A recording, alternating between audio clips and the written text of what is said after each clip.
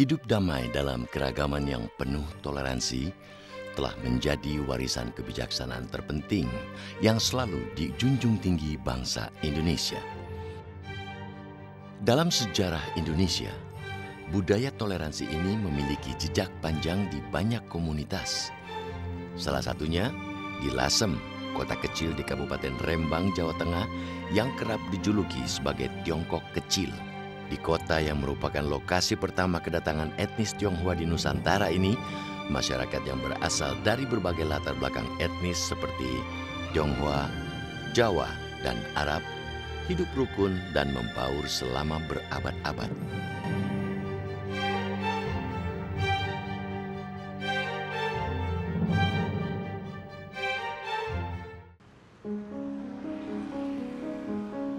Kota Lasem yang terletak di wilayah pantai utara Jawa Tengah telah menjadi salah satu kota penting di Nusantara sejak masa kekuasaan Kerajaan Majapahit. Kota pelabuhan ini merupakan salah satu pintu masuk ke wilayah Kerajaan Majapahit. Di kota inilah, pada abad ke-14, penjelajah Tiongkok terkenal, Laksamana Cheng Ho, dan armadanya melabuhkan kapal-kapalnya. Keberadaan warga etnis Tionghoa di Lasem tidak bisa dilepaskan dari sejarah kedatangan armada Tiongkok yang dipimpin Laksamana Cheng Ho. Kala itu, Cheng Ho mengunjungi beberapa kota di Nusantara, salah satunya Lasem, untuk menjalin hubungan dagang dan mengemban misi diplomasi dengan beberapa penguasa di Nusantara. Kedatangan Cheng Ho ini diterima dengan baik oleh banyak penguasa di Nusantara. Setelahnya komunitas Cina di Jawa terutama itu memang dimulai pada masa abad ke-15 ya. Masa abad ke-15 atau 14 ketika Laksamana Cheng Ho itu beserta armadanya dan pasukan yang banyak itu melakukan muhibah di benua Asia dan Asia Tenggara pada umumnya, sehingga dalam beberapa kali pelayarannya itu dia juga mampir sempat untuk datang ke pantai utara Jawa, antara lain juga ke Palembang, ke Semarang, kemudian ke Lasem. Saat armadanya berlabuh di Lasem, salah satu anak buah Cheng Ho, Binang Un, dan keluarganya memohon izin Cheng Ho untuk menetap di kota itu. Permintaan ini dipenuhi sang Laksamana. Dari keturunan Binang Un inilah penyebaran warga etnis Tionghoa di Lasem kian meluas. Ketika Cheng Ho itu mengalami perjalanan ya, kemudian melewati Lasem, memang ada salah satu jurumudinya itu yang kemudian singgah ke sana. Nah, jurumudi itu ya juga beragama Islam, kemudian minta dia tinggal di sana beserta istri dan beberapa orang dengan maksud untuk menyebarkan agama Islam gitu. Nah, kemudian diperkenankan oleh Cheng Ho. Nah, dari situ kemudian dia mulai menetap dan juga berhubungan dengan penguasa. Dia malah diberi daerah ya, diberi sebuah daerah untuk tinggal ya. Itu berlangsung pada abad sekitar abad akhir 15 ya, 1460-an kira-kira. Kehadiran Binang Un dan keluarganya di Lasem memberi banyak pengaruh dalam kehidupan masyarakat pribumi di kota kecil itu. Kepada masyarakat asli Lasem, Binang Un banyak mengajarkan hal-hal baru seperti teknik bertani dan berbagai bentuk kesenian.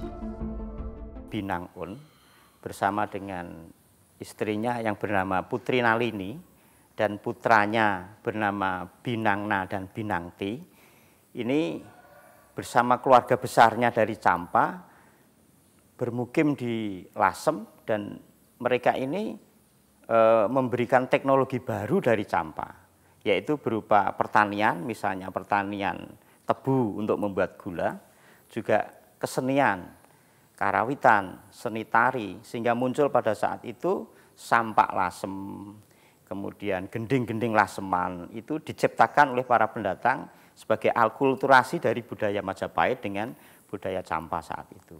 Sehingga oleh Raja Majapahit, Binangun ini mendapat gelar Empu Winarno karena kepandaiannya dalam bidang budaya. Proses kehadiran dan pembauran warga etnis Tionghoa dalam kehidupan masyarakat Lasem yang berlangsung alamiah ini membuat hubungan antar etnis di wilayah ini berlangsung cair dan harmonis. Dan hubungan yang saling menghormati ini tak pernah koyak, meski berkali-kali dihadapkan pada berbagai ujian dan tantangan. Kalau ada beberapa kota di Jawa Tengah ini yang sumbunya pendek, Lasem itu bukan hanya sumbunya panjang, tapi Lasem itu tanpa sumbu. Jadi tidak ada yang bisa disulut.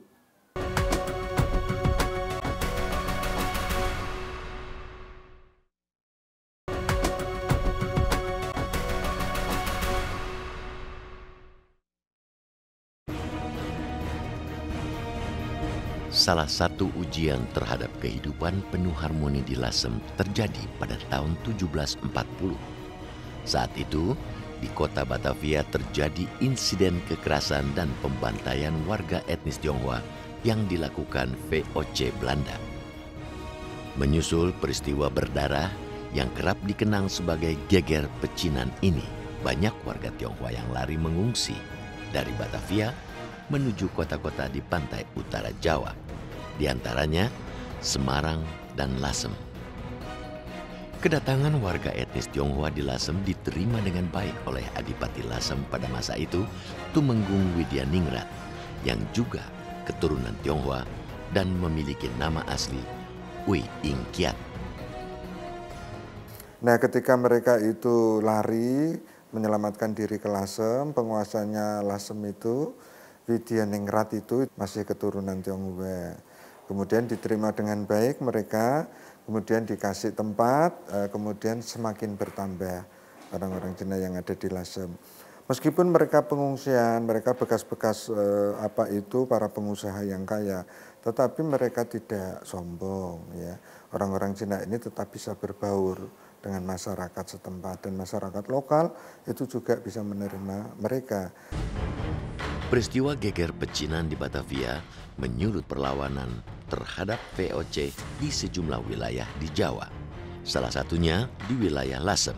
Pemberontakan di Lasem dipimpin oleh Raden Panji Margono, Raden Ngabehi Widyaningrat atau U Ing Kiat, dan Tan Kewi. Yang unik, sebagai pemimpin perangnya itu Kiai Haji Ali Baidowi. Perang dilakukan berangkat dari depan Masjid Jami' Lasem, berangkat mulai Ba'dal Jum'ah. Dan uniknya lagi, yang menjadi adipatinya di sini adalah U Ing Kiat. Jadi pada tahun 1700 sekian, itu adipati Lasem itu Chinese. Adipati Lasem itu Chinese. Pemimpin perangnya Muslim, santri. Kemudian yang mengerahkan umat sebanyak-banyaknya Raden Panji Margono karena merupakan representasi dari orang Jawa. Jadi saya pikir merekalah yang memulai interaksi antar umat beragama, interaksi sosial yang sangat cair, hubungan yang sangat interaktif antar suku, antar bangsa, antar agama, antar etnis di Indonesia ini. Perang melawan Kompeni Belanda pada awal tahun 1740-an ini mampu menyatukan berbagai elemen masyarakat dari semua etnis di Lasem. Pasukan rakyat ini sempat beberapa kali memukul mundur pasukan VOC dari bumi Lasem. Meski akhirnya pasukan pemberontak kalah, Perang Kuning kian menguatkan persatuan dan perasaan senasib rakyat Lasem. Sangat erat. Jadi kalau orang bersatu bersama-sama dalam keadaan senang itu sudah biasa. Tetapi bersatu dalam keadaan sedih, dalam keadaan sengsara, dalam keadaan ditindas itu kan luar biasa. Dan itu dibuktikan oleh masyarakat Lasem pada era itu antara pribumi dan etnis Tionghoa. Mereka tidak hanya bersatu padu melawan penjajah, mereka juga bersumpah sebagai saudara untuk bersama-sama mengenyahkan penjajah dari bumi Indonesia. Selain peristiwa geger pecinan, lebih dari 2 abad kemudian kerukunan hidup warga Lasem juga kembali diuji saat terjadi kerusuhan rasial anti-Tionghoa yang pecah di beberapa kota di Indonesia pada tahun 1980 dan tragedi 1998. Namun, meski berita dan provokasi kerusuhan tersebar hingga ke Lasem, harmoni, kekompakan, dan kerukunan hidup warga multi etnis di Lasem yang telah berlangsung berabad-abad tidak banyak terpengaruh. Dampak kecil-kecilan yang merupakan ekses karena karena sana panas sini menjadi hangat lah ya, biasalah seperti itu. Tapi enggak sampai terjadi yang gimana itu enggak, ya karena tadi itu masyarakatnya sudah sangat cair. Kalau ada yang seperti itu mereka yang dari luar datang ke sini. Dan setelah ketahuan mereka juga malu dengan sendirinya. Tahun 80 pernah terjadi juga kan di mana-mana, di Solo juga ada, di Kudus, di Pekalongan. Lasem enggak ada apa-apa. Lasem baik-baik saja. Bahwa provokator dari luar masuk ke Lasem, iya. Bahwa orang Lasem yang dulunya sempat keluar kota atau anak-anak muda mungkin ada seperti itu. Tetapi setelah masuk ke sini, mereka semuanya hilang. Lasem itu unik. Kalau ada beberapa kota di Jawa Tengah ini yang sumbunya pendek, Lasem itu bukan hanya sumbunya panjang, tapi Lasem itu tanpa sumbu. Jadi tidak ada yang bisa disulut. Jadi walaupun 98, kalau 80 itu tidak separah 98. Lasem hanya sebagian tempat ada demo, namun juga ada penjarahan sedikit. Tapi karena adanya GPA ya, Gerakan Pemuda Ansor, Garda Bangsa, kita merasa terlindungi. Pada tahun 1998, meski dampak kerusuhan rasial yang pecah di sejumlah kota lain tidak banyak berpengaruh pada kerukunan hidup warga Lasem, namun warga kota ini tetap waspada. Pada masa itu, masyarakat pribumi dan para santri di Lasem bersatu padu menjaga dan melindungi saudara-saudara mereka warga etnis Tionghoa. Jadi waktu ada kerusuhan itu banyak patroli, Pak. Dari pemuda-pemuda, pemuda kampung, tangga desa, ikut tanya lewat Mang Gembor, aman Pak, aman. Saya dari dalam, aman Pak Gendor, aman. Yang namanya ronda ya, malam, kalau malam kan istilah, ya kita semampu kita buat apa, pisang goreng, ubi, teh, kopi, ya ala kadarnya yang kita punya, kita sajikan. Oh iya, betul. Dan ini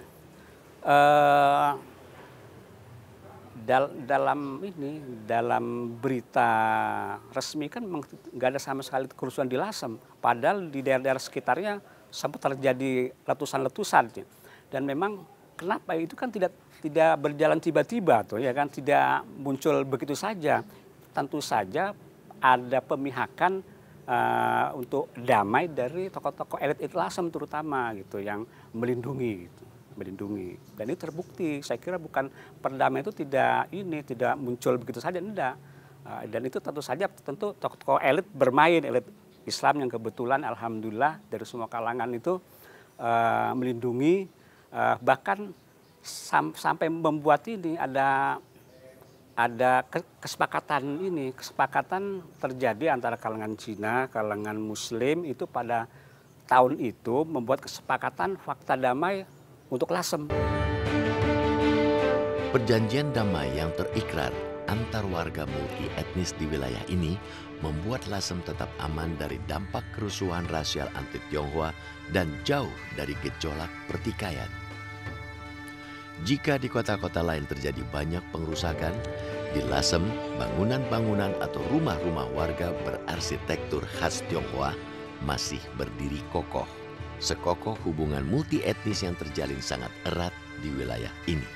Jadi batik Lasem tidak hanya milik orang Tionghoa, tapi juga milik orang-orang Jawa. Sekarang kalau kita lihat pengusaha-pengusaha batik tidak hanya orang Tionghoa, tapi juga orang-orang Jawa, orang-orang kelompok santri.